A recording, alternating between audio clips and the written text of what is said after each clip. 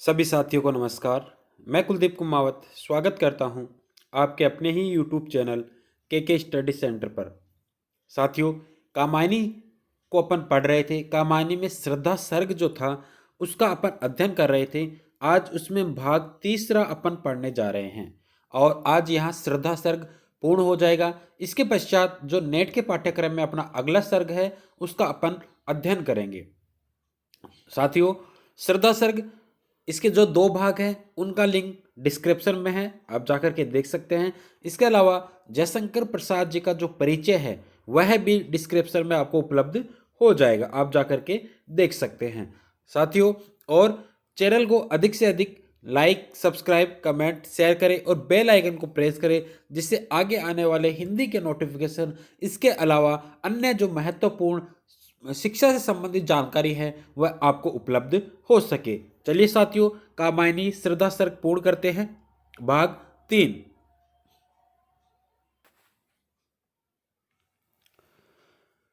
तपस्वी क्यों हो इतने क्लांत, वेदना का यह कैसा वेग, आ है तुम कितने अधिक हताश, बताओ यह कैसा उद्वेग। साथियों, यहाँ पर जो मनु जो एक लीन अवस्था में बैठे हुए हैं, उस मनु को श्रद्धा अपने जो भाव है या वह जो इस संसार से विमुक्त हो गया है उसको देखकर श्रद्धा अपने भाव को उसके सामने व्यक्त कर रही है और उसे विभिन्न तरह के प्रश्न कर रही है। क्या कर रही है? तपस्वी किसको बताया जा रहा है? यहाँ पर तपस्वी इस मनु को बताया जा रहा है। और श्रद्धा क्या कर रही है? कह रही है क्लांत मतलब हारे हुए, कि हे तपस्वी। कौन कह रहा है? श्रद्धा कह रही है। किससे कह रही है? मनु से, कि हे तपस्वी तुम इतने हारे हुए से मुझे क्यों दिखाई दे रहे हो? वेदना का यह कैसा वेग, इतनी अधिक पीड़ा, इतनी अधिक वेदना किस बात की तुम्हारे हृदय में उत्पन्न हुई? आ है तुम कितने अधिक हताश, बताओ यह कैसा उद्वेग, कि तुम इतने निराश क्यों हो? अपनी अशांति का जो परिचय है या अशांति का जो कारण है कि इतनी अशांति कैसे उत्पन्न हुई, उसका परिचय तुम मुझे दो। हृदय में क्या है नहीं अधीर, लालसा की निःशेष, कर रहा वंचित कहीं न त्याग तुम्हें, मन में घर सुंदर वेश। लालसा करता है मोह है, निःशेष मतलब बचा हुआ, वंचित करना, धोखा देना। ठीक है साथियों, तो क्या बताया जा रहा है कि जो सभी को अधीर बनाए रखता है। अधीर मतलब ये जो अधीर का अर्थ किससे लिया जा रहा है यहाँ पर? जो जीवन की जो मोह माया है उसको कहा जा रहा है कि जो सबको अधीर बनाए रखता है, जीवन का वह मोह क्या तुम्हारे हृदय में नहीं बचा? लालसा की निःशेष अर्थात तुम्हारे हृदय में वह जो मोह है, जीवन का मोह है, उस मोह को लेकर तुम्हारे हृदय में कोई भी प्रभाव नहीं है। तुम्हारे मन का त्याग सुंदर वेश धारण करके कहीं तुम्हें धोखा न दे रहा हो, कि तुमने ये जो तपस्वी वेश धारण किया है, यह तपस्वी वेश कहीं इस तरह से, कहीं तपस्वी वेश धारण करके कहीं तुम्हारा मन या तुम्हारा हृदय तुम्हें कहीं धोखा तो नहीं दे रहा है, वंचित कहीं न त्याग तुम्हें, और तुम त्याग की और इसलिए विवश होकर तो नहीं गए कि तुम्हें अनुराग नहीं मिला, कि तुमने घर इसलिए या मोह माया इसलिए तो त्याग नहीं दी कि तुम्हें किसी तरह से या कहीं से अनुराग नहीं मिला, इसलिए तुमने विवश होकर यह सांसारिक जो मोह माया है उसका त्याग कर दिया। यह श्रद्धा उसको समझा रही है, मनु को समझा रही है कि विमुक्ति ही सब कुछ नहीं है। आगे देखते हैं। दुख के डर से तुम अज्ञात, जटिलताओं का कर अनुमान, काम से झिझक रहे हो आज, भविष्य से बनकर अनजान। अज्ञात, अज्ञात का अर्थ किससे लिया जा रहा है? अपरिचित। जटिलताओं विभिन्न तरह की झंझट, अनुमान कल्पना करना, और काम मतलब कर्म क्षेत्र। झिझकना का अर्थ लिया जा रहा है मुख मोड़ना, कि तुम पहले से ही विभिन्न तरह के अपरिचित अज्ञात झंझटों की कल्पना करके उनसे उत्पन्न होने वाले दुख से भयभीत हो गए हो, कि तुम्हारे जीवन में विभिन्न तरह के, हो सकता है कि विभिन्न तरह के अपरिचित झंझट आए हो और उनसे तुम उत्पन्न होने वाले दुखों को देखकर परेशान हो गए हो, भयभीत हो गए हो, और उसका आज परिणाम यह है कि तुम अपने काम से अर्थात कर्म क्षेत्र से मुख मोड़ बैठे हो। तुम नहीं जानते कि जिस भविष्य की तुम कल्पना कर रहे हो उससे भिन्न सुखपूर्ण भी हो सकता है। भविष्य से बनकर अनजान की, तो भविष्य से अनजान हो कि भविष्य तुम्हारा सुखपूर्ण भी हो सकता है, इसलिए तुम्हें कर्म क्षेत्र से अनजान नहीं होना चाहिए। कर रही लीला में आनंद, महाचिति सजग हुई सी व्यक्त, विश्व का उन्मीलन अभिराम, इसी में सब होते अनुरक्त। लीला में मतलब माया में, महाचित्त मतलब विराट चेतना या भगवान से लिया जा रहा है। सजग होना हृदय में भावना का जगना, उन्मिलन मतलब खिलना खुलना स्पष्ट होना, और अभिराम मतलब सुंदर।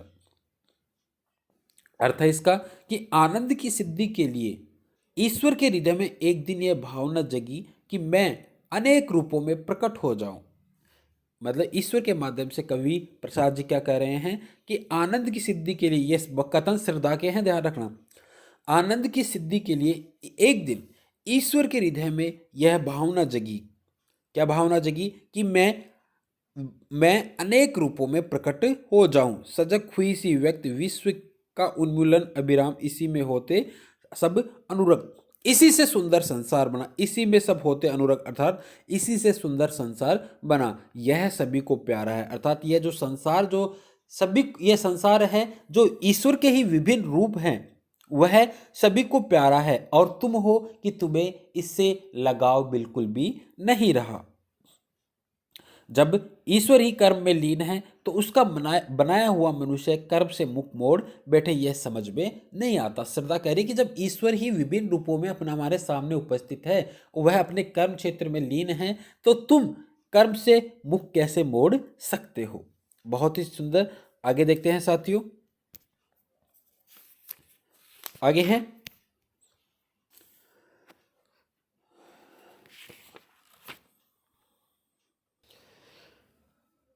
काम मंगल से मंडित श्रेय सर्ग, इच्छा का है परिणाम, तिरस्कृत कर उसको तुम भूल बनाते हो असफल भवधाम।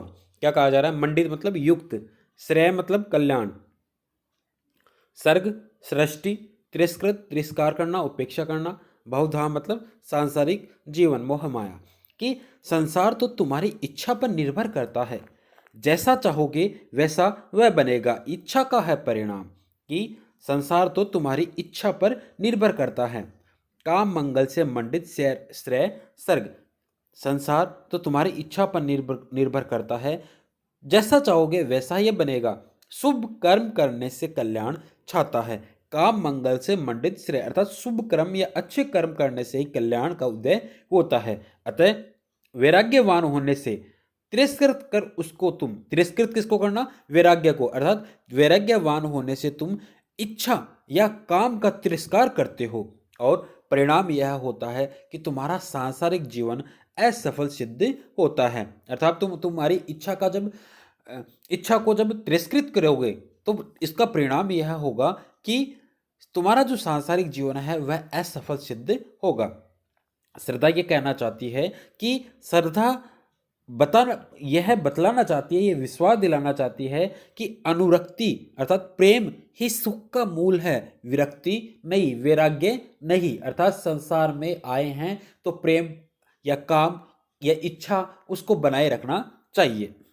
आगे है, दुख की पिछली रजनी बीज विकसता सुख का नवल प्रभात, एक पर्दा यह जीना नील छिपाए है जिसमें सुख गात। पिछली मतलब अंतिम समाप्ति, रजनी रात, नवल नवीन, झीना हल्का, नील मतलब अंधकार पूर्ण, गात मतलब शरीर। कि रात के समाप्त होते होते जैसे नवीन प्रभात फूटने लगते हैं, उसी प्रकार दुख के जाते जाते सुख का प्रारंभ हो जाता है। कि दुख की पिछली रजनी बीच विकसता सुख का नवल प्रभात, की रात्रि जब चली जाती है तो प्रभात की किरणें विकसने लग जाती है, खिलने लग जाती है। उसी प्रकार दुख जब खत्म होता है तो सुख का प्रारंभ होने लगता है। उषा का शरीर, प्रातःकाल का शरीर, जैसे एक अंधकार उषा का शरीर जैसे अंधकार के हल्के पट से ढका रहता है, और उसी प्रकार दुख के हल्के आवरण में सुख छिपा रहता है, छिपाए है जिसमें सुख गात। कि सीधे शब्दों में कहे तो अंधकार के हल्के कपड़े से या हल्के पट से ढका हुआ रहता है क्या? अंधेरा, प्रातःकाल का शरीर, और उसी प्रकार दुख के हल्के आवरण में सुख छिपा रहता है। आगे देखते हैं।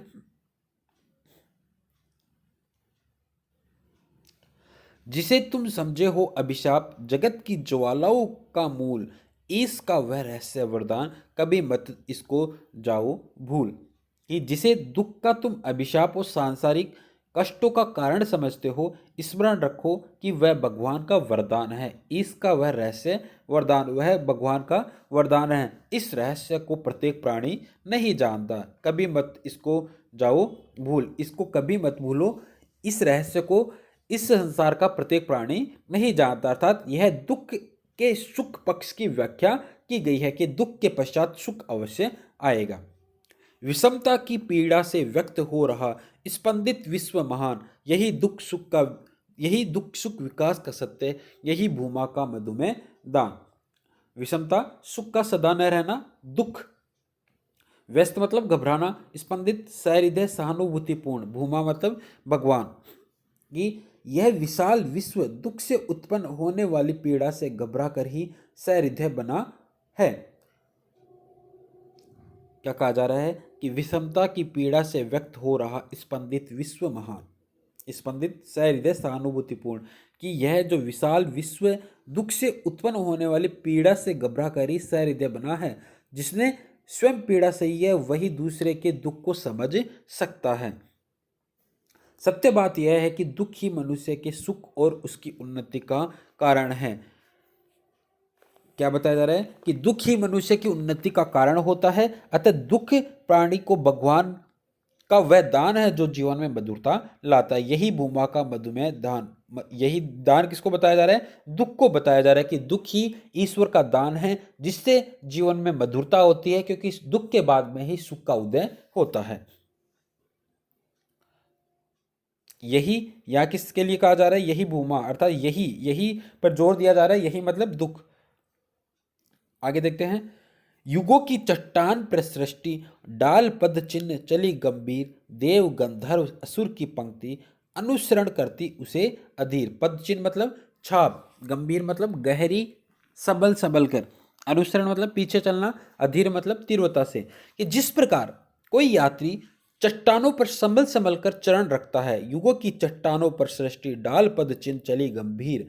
जिस प्रकार कोई यात्री चट्टानों पर संभल संभल कर चरण रखता है, उसी प्रकार वह सृष्टि प्रत्येक युग में अपनी गहरी छाप छोड़ती हुई आगे बढ़ रही है। देवता, देव, गंधर्व, असुर की पंक्ति अनुसरण करती उसे अधीर। देवता, गंधर्व और असुरों का समूह बड़ी तीव्रता से उधर जा रहा है जिधर वह सृष्टि ले जा रही है। भाव यह है कि न देवता अमर है, न गंधर्व और न असुर। एक जाति के उपरांत दूसरी जाति उत्पन्न होती है और नष्ट होती है। प्रकृति अपना काम नवीन जाति को लेकर करती है, थोड़े दिनों में वह जाति भी पुरानी होकर नष्ट हो जाती है, फिर किसी नवीन जाति का जन्म होता है। इसी प्रकार सृष्टि का विकास संपन्न हो रहा है और समय बीतता चला जा रहा है। आगे है। एक तुम यह विस्तृत भूखंड, प्रकृति वैभव से भरा अनंत, कर्म का भोग भोग का कर्म, यही जड़ का चेतन आनंद। विस्तृत मतलब विशाल, भूखंड पृथ्वी, वैभव ऐश्वर्य, अमंद स्थायी, कर्म का भोग कर्मानुसार सुख दुख की प्राप्ति, भोग का क्रम भोगानुसार भाग्य निर्माण, जड़ प्रकृति, चेतन मतलब चेतन प्राणी। एक तुम यह विस्तृत भूखंड, प्रकृति वैभव से भरा अमंद, की एक ओर तुम हो जो थके बैठे हो। तुम कौन? मनु किससे कौन कह रहा है? श्रद्धा कह रही है कि एक ओर तुम हो जो थके बैठे हो और दूसरी ओर यह विशाल भूमि है जो स्थायी प्राकृतिक ऐश्वर्य से परिपूर्ण है। प्रकृति वैभव से भरा अमंद, अमंद मतलब स्थायी, स्थायी प्राकृतिक ऐश्वर्य से परिपूर्ण है। पूर्व जन्म में जो मनुष्य कर्म का भोग भोग का कर्म, यही जड़ का चेतन आनंद। पूर्व जन्म में जो मनुष्य जैसे शुभ अथवा अशुभ कर्म करता है उसका वैसा ही फल इस जन्म में भोगता है, और इस जन्म में जैसा जीवन व्यतीत करेगा वैसा ही उसका आगामी भाग्य बनेगा। यही जड़ का चेतन आनंद। इस जड़ प्रकृति में चेतन प्राणी के सुख का विधान इसी नियम के अनुसार होता है। आगे देखते हैं। अकेले तुम कैसे ऐसा यजन कर सकते। तुच्छ विचार तपस्वी आकर्षण से हीन कर सके नहीं आत्मविस्तार। देखो, यजन मतलब जीवन यज्ञ, आत्मविस्तार मतलब अपना विकास। क्या कहा जा रहा है कि एकाकी जीवन व्यतीत करने का निश्चय क्या कोई अच्छा विचार है। अकेले तुम कैसे ऐसा यजन कर सकते, तुच्छ विचार, कि एकाकी जीवन या वैराग्य जीवन व्यतीत करने का क्या कोई अच्छा विचार है। अच्छा बतलाओ, जीवन यज्ञ को बिना सहधर्मिणी की सहायता के तुम अकेले कैसा पूरा करोगे। कि यज्ञ करने के लिए सहधर्मिणी अर्थात पत्नी की आवश्यकता होती है, तो जीवन रूपी यज्ञ को बिना सहधर्मिणी की सहायता से तुम किस तरह से पूरा कर सकोगे। तपस्वी आकर्षण से हीन कर सके नहीं आत्मविस्तार। कि हे तप में लीन रहने वाले तपस्वी प्राणी, आकर्षण को परे फेंक कर अपनी आत्मा का विकास तुम नहीं कर सकते। कि आकर्षण से हीन होकर अपना स्वयं का विकास किसी भी तरीके से नहीं कर सकते। आगे देखते हैं, बहुत ही सुंदर पद है साथियों। दब रहे हो अपने ही बोझ, खोजती खोजते भी न कहीं अविलंब। तुम्हारा सहचर बनकर क्या न उरीण हो मैं बिना विलंब। बोझ मतलब दुख का भार, अवलंब मतलब सहायक सहारा, उरीण होना कर्तव्य की पूर्ति करना। दब रहे हो अपने ही बोझ, खोजते भी नहीं कहीं अवलंब। कि अपने दुख का बोझ उठाना एक और तुम्हें भारी पड़ रहा है।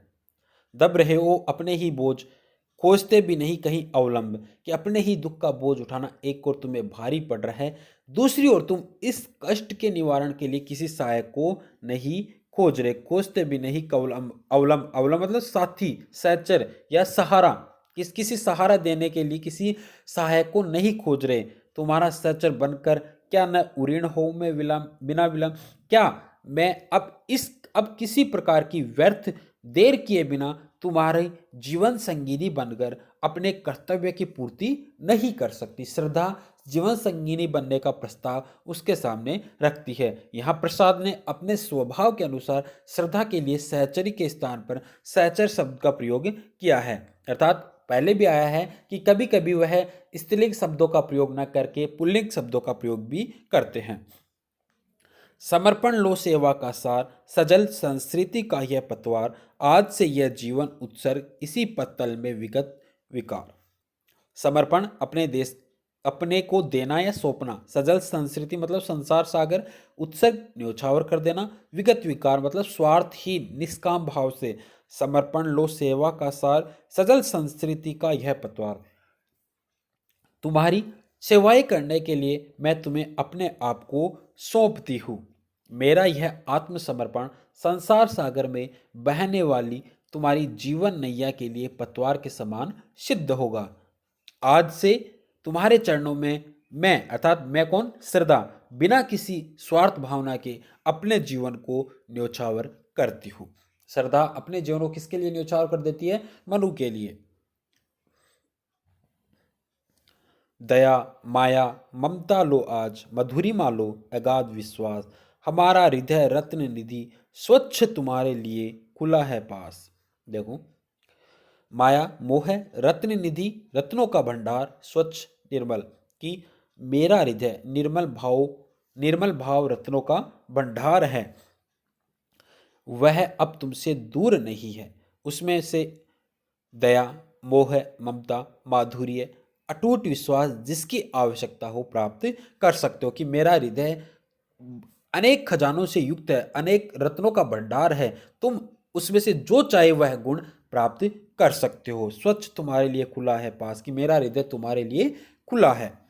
बनो संस्कृति के मूल रहस्य, तुम्ही से फैलेगी वह बेल, विश्व भर सौरभ से भर जाए, सुमन के खेलो सुंदर खेल। संस्कृति मतलब नवीन सृष्टि, मूल रहस्य मुख्य आधार, बेल लता या आगामी नवीन जाति, सौरभ गंध यश, सुमन मतलब फूल या सुंदर मन सुंदर कर्म। कि नवीन सृष्टि के तुम मुख्य आधार बनो, और अर्थात आगामी जाति के तुम पुरुष सिद्ध हो। बनो संस्कृति के मूल रहस्य, कि आने वाली जाति के तुम मूल पुरुष बनो। आगामी नवीन जाति की लता तुम ही से बढ़ सकती है, अर्थात तुम्हारे और मेरे प्रेम करने से ही आगामी जाति विकसित हो सकती है। लता पर जैसे फूल चाहते हैं और उन फूलों से गंध फैलती है, उसी प्रकार फूलों के समान तुम्हारी सुंदर संतति के कर्मों से तुम्हारा यश सारे संसार में छाएगा। अर्थात तुम अपने यश को ही फैलाना चाहते हो तो तुम आगामी जाति का विकास और या संतति का विकास करके ही यह कर्म कर सकते हो। आगे देखते हैं। और यह क्या तुम सुनते नहीं विधाता का मंगल वरदान, शक्तिशाली हो विजयी बनो विश्व में गूंज रहा जयगान। विधाता ईश्वर मंगल वरदान कल्याणकारिणी वाणी।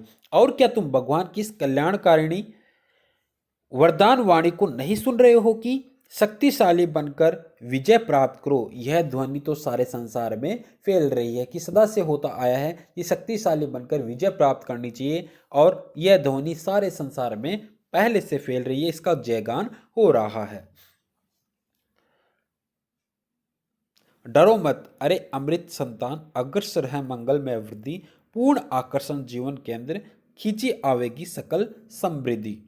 अमृत संतान देवपुत्र, अग्रसर मतलब तुम्हारे आगे, मंगल में वृद्धि कल्याण और विकास, समृद्धि मतलब वैभव। हे देवपुत्र, किसको? मनु को कहा जा रहा है कि निडर होकर कर्म करो, डरो मत, आगे कल्याण और विकास ही विकास है। अग्रसर मंगल व वृद्धि के आगे कल्याण और विकास ही विकास है। यदि तुम अपने जीवन का आकर्षण का शक्तिशाली केंद्र बना सकोगे तो संसार का समस्त वैभव स्वयं खींचकर तुम तक आ जाएगा। कि तुम अपने जीवन को आकर्षण का शक्तिशाली केंद्र बनाओगे तो सारा संसार तुम्हारी तरफ खींचकर चला आएगा।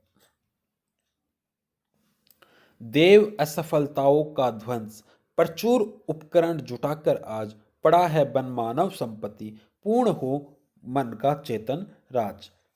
ध्वंस मतलब नाश होना, प्रचुर मतलब अधिक, उपकरण मतलब सामग्री जुटाना, मन का चेतन राज मन के भाव। कि देव असफलताओं का ध्वंस, प्रचुर उपकरण जुटाकर आज। कि जिस प्रकार टूटी फूटी वस्तुओं को गला ढालकर एक नवीन वस्तु का निर्माण कर लेते हैं, उसी प्रकार देवताओं को अपने जीवन में जिन कारणों से असफलता मिली और जिनसे उसका नाश हुआ, वे हमारे विचार के लिए बड़ी सामग्री और संपत्ति छोड़ गए हैं। पड़ा है बन मानव संपत्ति, पूर्ण हो मन का चेतन राज।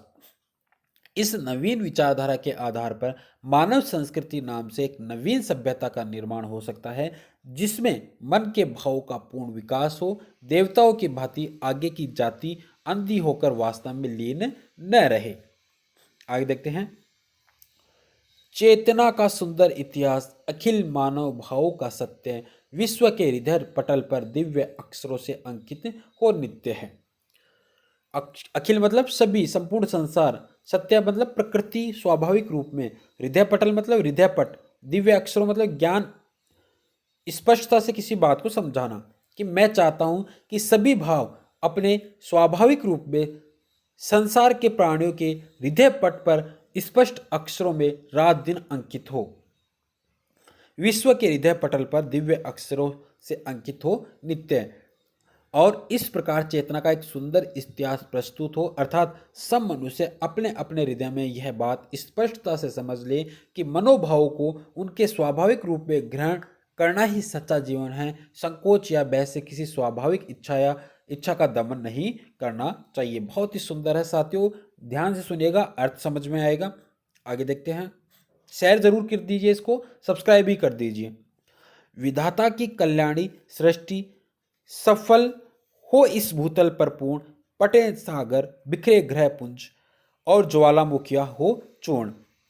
कि विधाता कल्याणी मतलब मंगलमय, भूतल मतलब पृथ्वी, पटे मतलब भरना। कि विधाता की कल्याणी सृष्टि सफल हो इस भूतल पर पूर्ण, कि इस पृथ्वी पर भगवान की मंगलमय सृष्टि को पूर्ण सफलता मिले, पटे सागर बिखरे ग्रह पुंज और ज्वालामुखिया हो चूर्ण।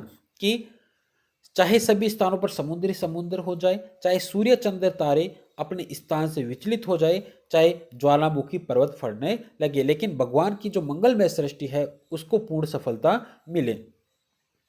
उन्हें चिंगारी सदृश सा दर्प, कुचलती रहे खड़ी सा आनंद, आद से मानवता की कीर्ति, अनिल भू जल में रहे न बंद। कि सदृश मतलब समान, सदर्प मतलब अभिमान से, कि उन्हें चिंगारी सदर सदर कुचलती रहे खड़ी सानंद, कि जैसे पैरों से चिंगारी को कुचल देते हैं वैसे ही इन बाधाओं को तुच्छ समझकर मानव जाति प्रसन्नता से अपना सिर ऊंचा रखे। अर्थात ये जो वैराग्य है उसका त्याग कर दीजिए और जो ईश्वर ने जो हमारे लिए जो सांसारिक मोह माया छोड़ी है उसको पूरी पूरी तरीके से अपनाइए, कि मानव जाति प्रसन्नता से अपने सिर को ऊंचा रखे और आज से जहां कहीं पवन की गति है, पृथ्वी है, जहां जल है, वहां सब कहीं उसका यश फैल जाए। आगे देखते हैं। जल्दी के फूटे कितने उच्च द्वीप कच्छप डूबे उतराए, किंतु वह खड़ी रही दृढ़ मूर्ति अभ्युदय का कर रही उपाय।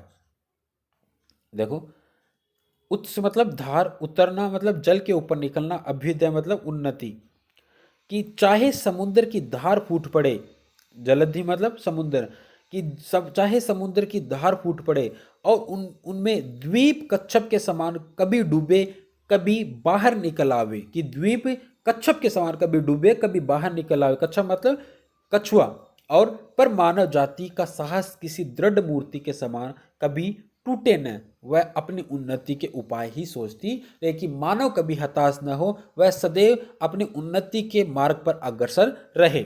विश्व की दुर्बलता बंद बने, पराजय का बढ़ता व्यापार हंसाता रहे उसे सविलास शक्ति का क्रीड़ा में संचार। पराजय का बढ़ता व्यापार, हार पर हार, सविलास प्रसन्नता पूर्वक, क्रीड़ा में सुखदायिनी, कि अपनी दुर्बलताओं से संसार के प्राणी हताश न हो, उन पर विजय प्राप्त करने का बल संचय करे।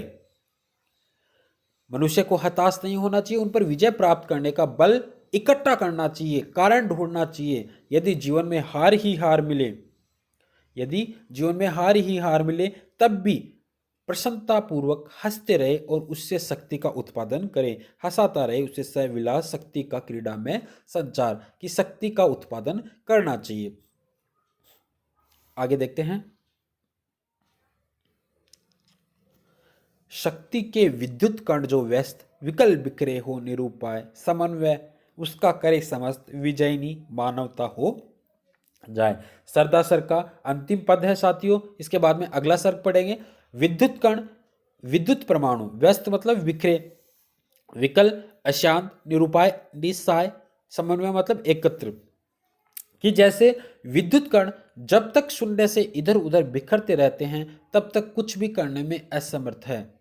विद्युत कण मतलब विद्युत परमाणु, विद्युत के परमाणु, बिजली के परमाणु, की जब तक शून्य में इधर उधर बिखरे रहते हैं तब तक कुछ भी करने में असमर्थ है। निरूपाय, पर मिलकर वे लोकों की रचना करते हैं। समन्वय मतलब मिलना, कि जो वे मिलकर लोकों की रचना करते हैं। इसी प्रकार मनुष्य की शक्ति भी जब तक बिखरी पड़ी है तब तक वह अशांत रहता है और निस्सहाय सा लगता है। मैं चाहती हूँ, श्रद्धा कहती है कि मैं चाहती हूँ कि अपनी शक्ति को एकत्र करके मानव जाति जय प्राप्त करे और मानव जाति अर्थात तुम मानव जाति का विकास करो। साथियों शेयर कीजिए, बेल आइकन को प्रेस कीजिए। बहुत ही सुंदर श्रद्धा संग, आशा करता हूँ समझ में आया होगा। धन्यवाद।